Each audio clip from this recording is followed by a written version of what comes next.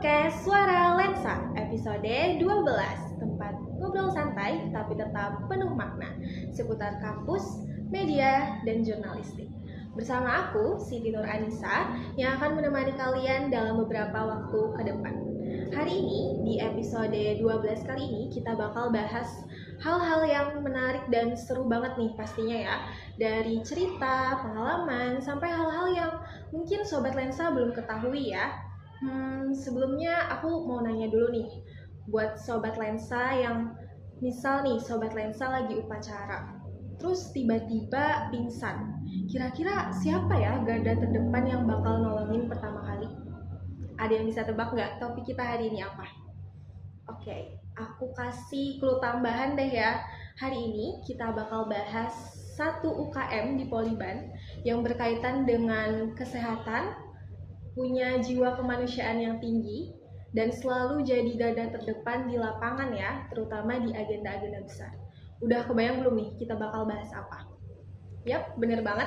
Hari ini kita bakal bahas tentang UKM KSR PMI Unit Politeknik Negeri Banjarmasin. Tentunya bersama tamu spesial kita, kakak cantik yang ada di sebelah aku. Halo kak. Halo. Oke, gak usah nunggu lama-lama lagi ya, langsung aja kita kenalan nih sama kakak yang ada di sebelah aku. Halo kak, apa kabar nih di tengah cuaca yang tidak menentu ini ya? Alhamdulillah untuk kabar sih baik, Alhamdulillah. sehat-sehat. Oke, untuk boleh diperkenalkan diri nih kak, nama dan peran di UKM KSR sebagai apa? Oke, halo semuanya. Perkenalkan, nama aku Novia Rahmah dan di KSR sendiri aku di sini menjabat sebagai Ketua Umum KSR PMI Poliban periode 2026-2027. Oh, berarti Sobat Lensa nih, kita hari ini ngobrol langsung sama ketua umumnya ya. Ya, Keren banget Kak Novi ya. Jadi untuk kesibukannya sekarang nih Kak, boleh tahu ngapain aja nih? Untuk kesibukan ya, sekarang karena sudah berada di semester 4 dan kebetulan D3, jadi sekarang itu lumayan hektik dan lagi nyari-nyari tempat magang juga. Terus untuk kesibukan di KSR sendiri, karena di KSR sendiri kami program kerjanya itu selalu berkelanjutan, jadi untuk sekarang kesibukannya sih kami sedang menggarap acara desa binaan. Keren banget ya, udah mau semester 5 berarti mau magang ya, terus lagi proper kelanjutan juga, keren banget nih. Sekarang kita kenalan lebih dalam lagi ya sama UKM KSR ini.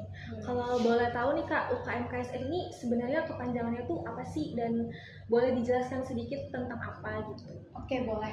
Jadi untuk KSR sendiri ya, KSR itu merupakan singkatan dari Korps Sukarela. Nah, untuk UKM KSR sendiri itu di Poliban kami berafiliasi langsung dengan Palang Merah Indonesia, khususnya PMI Kota Banjarmasin untuk sekarang, dan kami itu kegiatannya berfokus pada kegiatan sosial, kemanusiaan, dan berfokus pada memberikan manfaat sih bagi masyarakat sekitar.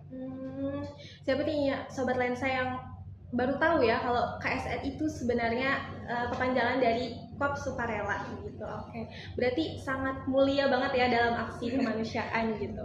Kalau boleh tahu nih Kak, kegiatan dan aktivitas rutinnya tuh ngapain aja sih buat UKM KSR ini? Oke, buat kegiatan itu ya kami lumayan banyak, dan program kerja yang kami itu tiap tahun udah terstruktur. Pastinya itu ada donor darah ya tiap tahun itu, dan juga untuk kegiatan selanjutnya itu biasanya kami mengadakan pengabdian masyarakat seperti desa binaan tadi, dan untuk kegiatan selanjutnya juga ada latihan dasar. Nah, pada latihan dasar tersebut juga kami tuh membaginya menjadi dua untuk kebutuhan anggota baru kami sendiri. Di situ biasanya disebut sebagai latihan dasar lapangan sama ruangan. Nah, untuk latihan dasar ruangan sendiri kami biasanya terdiri dari 90 jam di ruangan. Di situ berisi materi-materi, teori yang diberikan langsung oleh pelatih dari PMI Kota Banjarmasin. Dan untuk latihan dasar lapangan sendiri 30 jam itu kami fokus di lapangan sebagai praktek langsung Kak. Jadi di ruangan kami belajar, di lapangan kami langsung praktek biar anggota KSR sendiri tahu situasi dan kondisi yang sebenarnya di lapangan itu seperti apa. Untuk pelatihannya sendiri nih kan tadi ada dua ya, latihan dasar ruangan yang 90 jam, wah keren banget, sama latihan dasar lapangan. Kira-kira di latihan dasar ruangan itu materinya apa aja tuh Kak kalau boleh tahu? Oke, buat materi itu kami banyak dan dalam sehari itu bisa berbagai materi ya. Pastinya itu ada pertolongan pertama, ada materi evakuasi, bantuan hidup dasar, RJP. Setelah itu kami juga belajar tentang pendidikan remaja sebaya, tentang sanitasi. Banyak sih Kak, soalnya itu tuh dari pertolongan pertama sendiri itu terbagi lagi menjadi pertolongan pertama pada orang pingsan, pertolongan pertama pada luka bakar, cedera sistem otot rangka, jaringan lunak, jadi itu lumayan banyak sih. Berarti dari materinya sendiri tuh berbagai macam ya, dan berbagai kasus juga ditangani secara langsung. Betul. Terus nanti di lapangan itu baru diterapin secara langsungnya gitu ya. Keren banget ya. Gitu. Tadi kan Kakak udah mention ya kegiatan donor darah ini. Boleh diceritain nggak Kak, kegiatan donor darah ini apa sih dan apakah rutin setiap tahun gitu? Oke, untuk kegiatan donor darah sendiri dari KSF Waliban itu rutin setiap tahun dan menjadi program kerja yang sudah terstruktur dari awal gitu. Karena kami dari KSF Waliban sendiri meyakini bahwa kebutuhan darah sendiri itu sangat dibutuhkan oleh masyarakat. Jadi kami pengen berkontribusi langsung lah dalam bidang itu. Oke. Kalau untuk persiapannya nih Kak, setiap tahun itu gimana sih dan siapa aja yang boleh berpartisipasi gitu dalam donor darah ini? Oke, untuk persiapan itu tentunya di awal kami akan melakukan pembagian panitia dulu ya seperti awal, dan kami juga melaksanakan pembagian teknis, konsep segala macam, dan langsung bekerja sama dengan PMI, UTD PMI-nya. Jadi untuk kegiatan donor darah sendiri kami itu kerjasama, dan untuk partisipasinya donor darah ini kami membuka untuk umum. Jadi bebas, baik dari dalam poliban, luar poliban itu boleh donor darah. Tetapi dalam kegiatan donor darah sendiri itu ada prosesnya Kak. Jadi sebelum donor darah itu calon donor itu wajib screening kesehatan dulu. Nah apabila lolos baru bisa menjadi pendonor, dan apabila tidak lolos itu tidak bisa. Jadi dijamin akurat lah untuk calon donornya itu. Oke. Kalau boleh tahu nih Kak, kan sebelum donor darah tadi ada screening dulu ya. Di dalam screening itu kira-kira periksa apa aja nih Kak? Oke, untuk screening itu biasanya ya, kami biasanya melakukan cek tinggi badan, berat badan, setelah itu tensi juga, cek HB gitu Kak. Berarti ada minimalnya tersendiri ya? Iya, ada persyaratannya lah, minimal persyaratannya. Oke. Kan tadi Kakak mention ya kalau misalnya kegiatan donor darah ini selalu bersama PMI atau Palang Merah Indonesia. Nah, tahun ini juga aku lihat nih donor darah ini bersama Dharma Wanita Persatuan.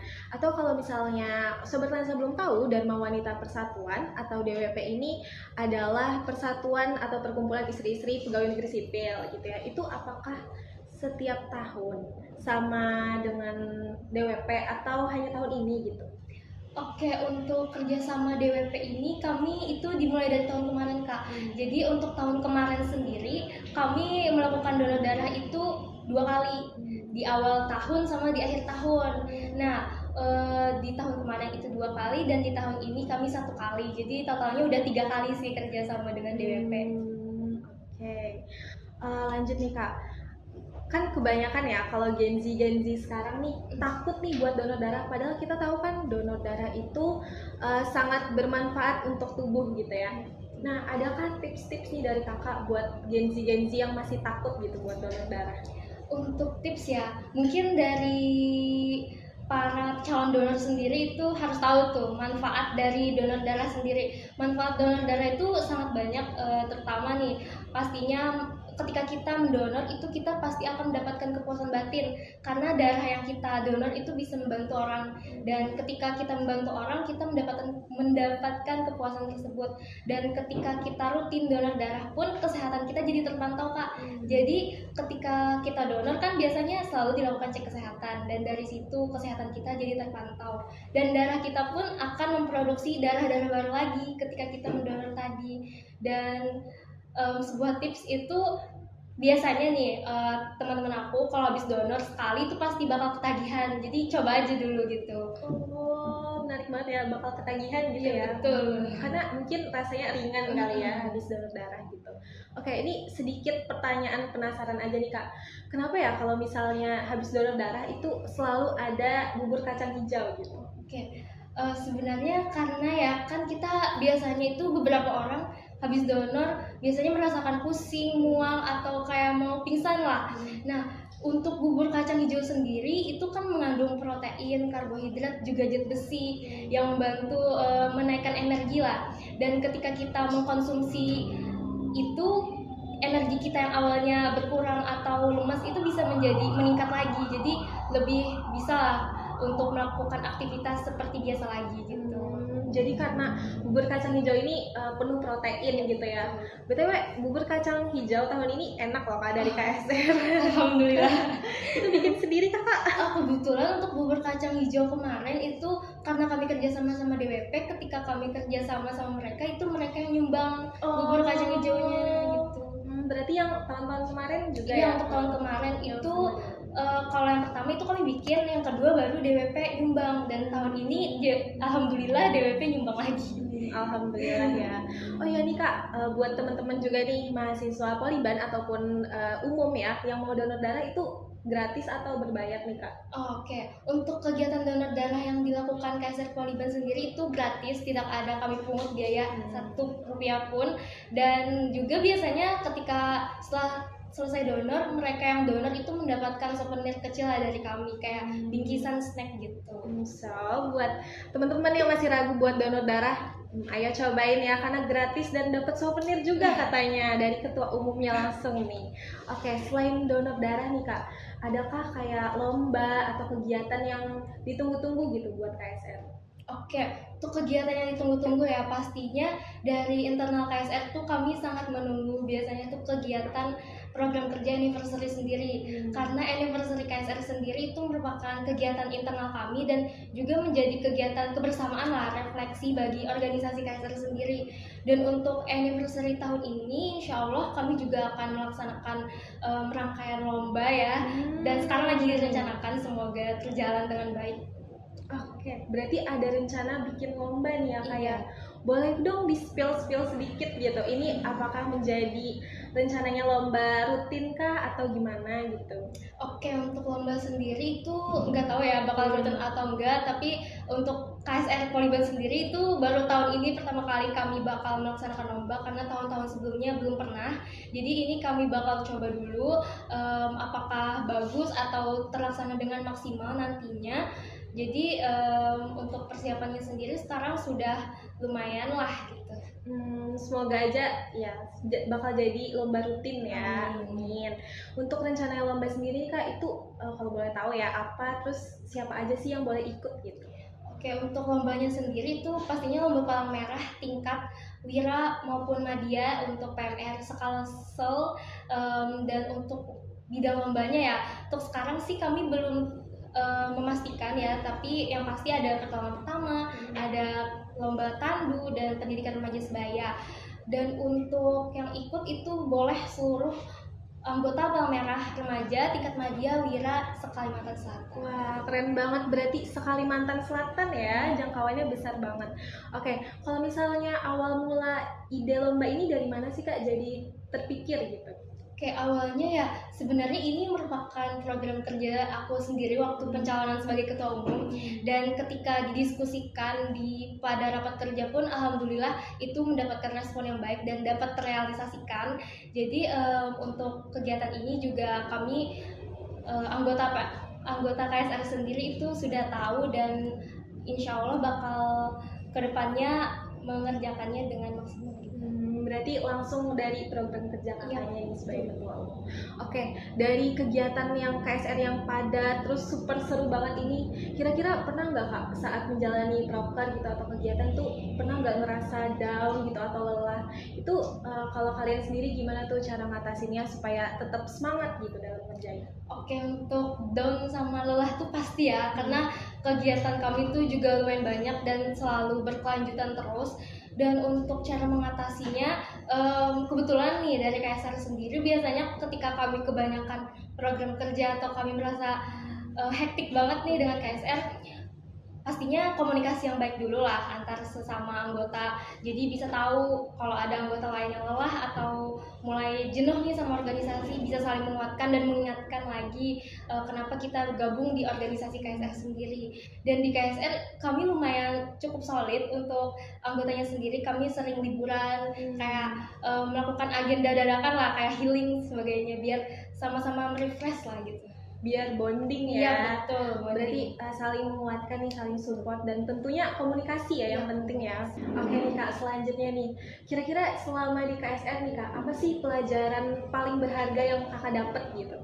Oke, untuk pelajaran ya, pastinya pelajaran yang sangat berharga itu ketika berada di KSR sendiri, ketika rasa kemanusiaan kita itu dan kepekaan kita itu bisa bertambah, rasa peduli kita terhadap masyarakat dan lingkungan sekitar, dan kita jadi lebih peka sama lingkungan kita gitu Kak. Oke.